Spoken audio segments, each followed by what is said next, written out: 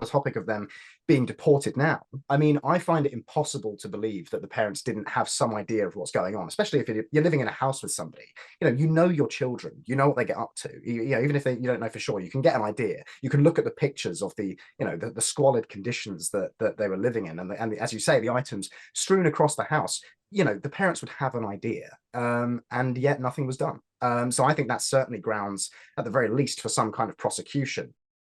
Breaking right now, growing concern over Axel Rudakubana's father and whether the family should have been in the country at all. So Peter Lloyd, who's done a lot of work on this, has said this is the father of Axel Rudakubana. He stopped his son committing jihad at a local school just 1 week before the Southport atrocity, yet he didn't alert the UK authorities. Now the entire family have been rehoused at the taxpayers' expense and are in hiding. He goes on to say there's no way Axel Rudakubana's parents didn't know he was planning jihad. Their house was littered with weapons of terror, including arrows, ricin, and blades, all on full display. They effing knew all of them. And certainly, looking at Axel Rudakubana's bedroom, it is hard to believe that your son was not plotting something absolutely appalling. Connor Tomlinson, who was here on Outspoken discussing this last week, has done a bit more work over the weekend, writing that the BBC have confirmed that Axel Rudakubana's father did not report his son to the police after stopping him from travelling to his former school a week before the Southport murders. Rudakubana planned to stab school pupils on the last day of term. Asked about the incident, a spokesperson for Lancashire Constabulary, in whose area the Rudakubana family lived, said this wasn't reported to the Lancashire police. Merseyside police, who are still carrying out an investigation, said they could not comment. And Connor asks, why did his parents not hand their son over to the police and save the lives of those girls? They repaid the kindness shown to them by Britain in granting them asylum 8 years after the Rwandan genocide by bringing up a killer. And it does feel like maybe, just maybe, the mainstream media are turning their attention to Rudakubana's father. However, Charlie Downs, it's quite shocking, isn't it, that there hasn't been much more focus on this. Much more focus on why Rudakubana's family was in the country in the first place, the family's connection to the Rwandan regime, exactly what the family had done to report their son to authorities. We know the police had been there numerous times, but was that good enough? And I guess it also raises the question now, Charlie, should the family be allowed to stay, or do we need to deport them to Rwanda? Well, it's funny, isn't it, Dan? I remember distinctly during the election, on a number of occasions, Keir Starmer spoke of the virtue of transparency and said that he would be a bringer of Yes. transparency. But this entire story, from top to bottom, has had, it stinks to high heaven. Why don't we know more about the family, about the circumstances under which they were allowed to come into and settle in our country? I mean, there are various unproven, I should say, reports that suggest, one, perhaps that Rudakubana's family was in some way involved or associated with the genocide in Rwanda. There are unconfirmed reports that Keir Starmer himself may have had something to do with them being settled in the UK when he was a human rights lawyer. And the fact that the government seems intent on just keeping their mouths shut and not actually giving the public any information about this, it leads us to speculate. It leads us to ask, well, this is all very weird. The way that this case has been treated seems uniquely, I mean, there seems to be a unique level of fear in the government itself about information getting out. So you have to ask, well, who actually is implicated in this? Who is perhaps now currently in a position of power is implicated in this family being here? And just on the topic of them being deported now, I mean, I find it impossible to believe that the parents didn't have some idea of what's going on, especially if you're living in a house with somebody. You know your children, you know what they get up to. Even if you don't know for sure, you can get an idea. You can look at the pictures of the squalid conditions that they were living in, and as you say, the items strewn across the house. The parents would have an idea, and yet nothing was done. So I think that's certainly grounds, at the very least, for some kind of prosecution, because let's not forget that Rudakubana was 17 years old when he carried out the attack. He was still legally a child, and therefore the responsibility should indeed fall to the parents. This is something I think that needs to be, it needs to be a far more wide conversation when it comes to crime of this nature in general, because obviously let's not forget that kids are getting stabbed on the streets of London every week, every other day at this point, by other kids. These are minors who are stabbing each other to death on the streets of England.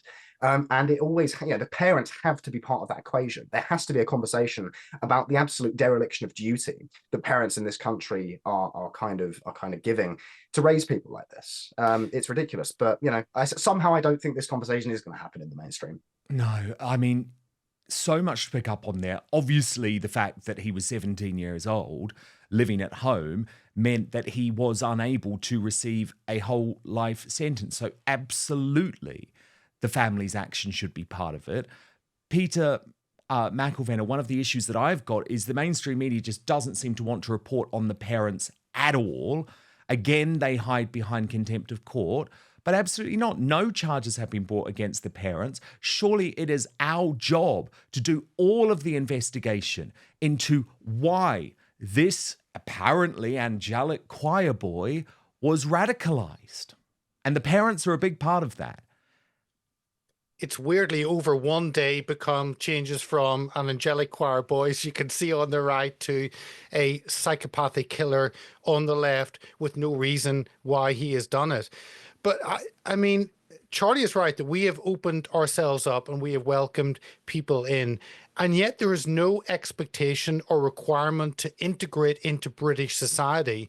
And my big concern is whenever you bring over cultures where it's maybe a shame and honor culture, that actually if something is going wrong within that part of society, within that culture, within that ghetto, and you look at London, and I'm sure it's the same for major cities across the UK, we live in a ghettoized society. There is zero integration, and successive governments have allowed that to happen, which means the police and local authorities have little input, little access, little understanding of what is happening in those closed communities. Is that a part to play? Because to me, if something is going wrong, then you actually have a duty, a sense of responsibility to report it to the police. Even if that is a loved one, you must do your duty. But if we are bringing people into this country who have no duty, who have no responsibility to this country, then why shouldn't they just deny everything and cover things up? Because they don't feel part of this country. They're here maybe for a while, they've got protection, but actually they're not married to this country. They're not part of this nation. They don't have an identity here. And that is my concern. The values that I was brought up in, that it is fairness. It is actually, if you see something wrong, you should stand up for the underdog, that you need actually to go to the police if you see something wrong. You've got a responsibility as a citizen. And we are moving towards importing huge amounts of people who don't have that same understanding as a citizen. And again, that conversation will not be had. If we are talking about, well, it's because someone smoked some marijuana, literally, is that the issue we face? No, it is integration. It is cultures living side by side in silos, in ghettos, and they have no understanding what it means to be in this country. Many people don't speak English, therefore, they don't even have access to the parts of this nation, to the police, to the legal system. They don't even read the media. Therefore, they are utterly isolated. And that happens with many of the women who come over, many of the wives. And it seems as though the children are also part of that ghetto. But again, we will never know because this government have refused to let us have a proper trial. But Charlie, what we do know is that there has been absolutely no apology from these parents. There has been no explanation from the Rudakubana family. And from all of my research, what I can certainly tell is that this is a family that was treated very well by this country. Rudakubana's younger brother, I'm not going to use the picture of him. I don't think that's fair, but he is disabled. And the British public raised a huge amount of money to help with his disability. I imagine he will have got a huge amount of treatment from the NHS. At the very least, I expect an apology from the Rudakubanas, and I expect an explanation. And by the way, that's at the very least, because to be honest, there may well need to be criminal charges. But isn't it fascinating that we have heard not a peep? And apparently the family are now in hiding, again, at taxpayers' expense. But let's just be like completely charitable for one moment here. Let's assume that the Rudakubana family want to make an apology and wants to come out and disavow the actions of their son and apologize personally to all of the families and the dozens of people, hundreds, thousands of people, millions of people even, that have been affected by this incident. Let's assume they do want to do that. Do we really think this government would allow that? I really don't. I think that this culture of censorship and silencing that has come to characterize Keir Starmer's tenure, I don't think it would allow the family to come out and say anything, because I think they want this to all just go away. I think that they want it to be forgotten about. The news cycle now has moved on, and they like it that way. Rudakubana's in prison. He's going to be there for at least 52 years, and that's kind of it. And I really think that it's in their interest that something isn't said, and that I think is really, really depressing in and of itself. But first, I know the reason you're watching this show is because you know that these days it's almost impossible to trust the mainstream media or the so-called fact checkers who claim to patrol social media. And there's a very good reason for that, right? Think about it. Brexit, COVID, Donald Trump, they got it all wrong. So I've got the solution. Today's sponsor, Ground News, is the only safe way to consume the headlines. And you can go to ground.news/outspoken to check it out for yourself. But what I want to actually do is show you this website and app in action. So let's look at the recent story about Elon Musk falling out with Nigel Farage. It was over Tommy Robinson, of course. And the legacy media wanted to whip up this story to destroy all three men. But you can see here on Ground News that they have collated the 230 sources in one place. Then it instantly shows how the story is being covered by the media, but broken down by whether the media organizations lean to the left or the right. This is the illustration bias distribution service. And if you scroll down, you can see every article about the topic broken down by political position or ownership. So in this case, Fox News gave a fair analysis, whereas the Independent and Mediaite did not. They actually lambasted Musk and Robinson and Farage as morons with big egos, but they didn't actually look into why the split happened, how it could be resolved. What's more, Ground News actually gets to know you personally. This is really important. It will provide you with news stories that you are interested in, but it also analyzes your own biases and comes up with potential blind spots for stories that you might not be hearing about. So if you're like me, you love the news, but you no longer trust the legacy media, Ground News gives you the tools to understand the truth about what is going on in the world. I can vouch for this service. It's the only way I now read the news. It allows me to see through media bias and manipulative narratives without having to rely on the MSM to define the truth for me. So you can go to ground.news/outspoken, check it out for yourself. And if you subscribe through my link, you get 40% off. That's 40% off the Vantage plan, which is what I use for unlimited access. Now, I should say, Ground News, completely subscriber funded. If you support my sponsor, you support my work too. And for less than a Netflix subscription, you get all of the world's news in one place. And you can think for yourself. It really is a game changer for a news junkie like me. So I'll just repeat the address, ground.news/outspoken, or you can click on the link in the description box below if you're watching on YouTube or Rumble.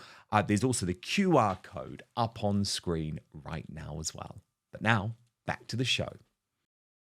And of course, so much of this is about the mainstream media, guys, because look at this report about the terrible rape gang in Scotland. And by the way, I want every single one of the scumbags, absolute scumbags, in this photo to rot in hell. And let me say that very clearly, first of all. However, I do think it is very interesting, Charlie, that all of a sudden, the BBC, the British Bashing Corporation, seems to be very interested in covering this particular rape gang as breaking news, having ignored all of the other rape gangs. What's the difference, Charlie? Do they think we're stupid? Well, the whole two-tier thing goes around, and I think it's become a little bit of a sensationalized label. But it's very clear that there is a double standard across the various arms of the power structure that governs Britain. And that doesn't just begin and end with the kind of public-facing elected element of government in the Commons. That is everything from the civil service to the education system to the media itself. It doesn't want to admit that the project of multiculturalism has not only failed, but has pretty much destroyed, a lot of the social fabric of this country. And so when there is an opportunity to point the finger at a group of white people, quite frankly, who are doing the same things, then they will quite gladly do that, because to even broach the notion, to even, concede the idea that there are qualitative differences between different groups of people and different cultures is to admit tacitly that multiculturalism was a stupid idea to begin with. Because if we do admit that there are regions of the world, peoples, religions, ideologies, etc., that make places worse when they are allowed to proliferate, then the whole project, the whole notion of bringing in everybody from every corner of the world is revealed to be a completely destructive idea. And so, when an excuse does come around to point the finger at some people who are indigenous to this country, I think they will quite happily take it, because, that essentially serves to reinforce their narrative. So much easier, isn't it? But look, the great thing is, Peter, we have the independent media, we have social media. Look at this post from Paul Thorpe, which has gone viral over the weekend. I think it made a really fundamentally important point. He wrote, "This must never be allowed to go away. After spending seconds in Southport for a photo opportunity, the PM scurried off to attend a party. Serena Kennedy then misled the public. This is misconduct. This is unacceptable.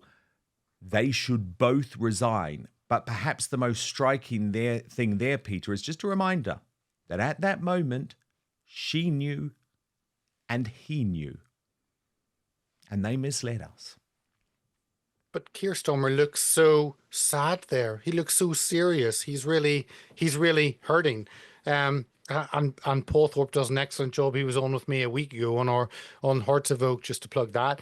But you're right that whenever I look at the rape charges and rape sentencing in Bradford on the 17th, it was, so 10 days ago, there was a group of men, 9 men in Keighley, and one of them was sentenced to 3 years for rape.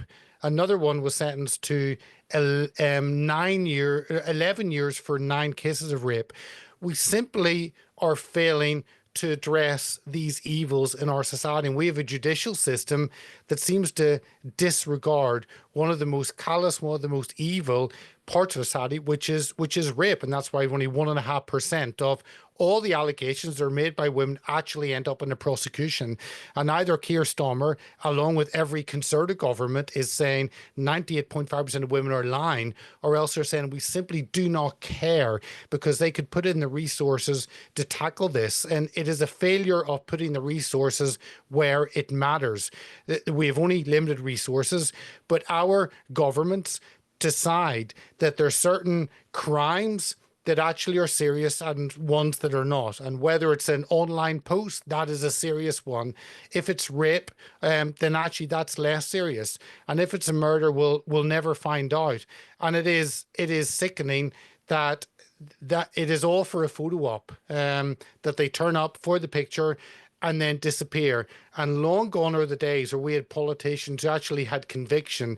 And it is now about publicity. It is all about the news cycle. It is all about getting your picture in and moving on. And sadly, that's where we are as a society.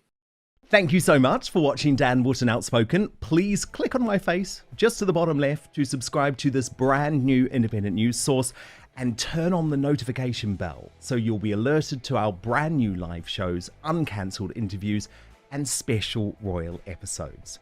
Outspoken is also now available as a podcast, so you can listen to the show every weekday on the go, wherever you are.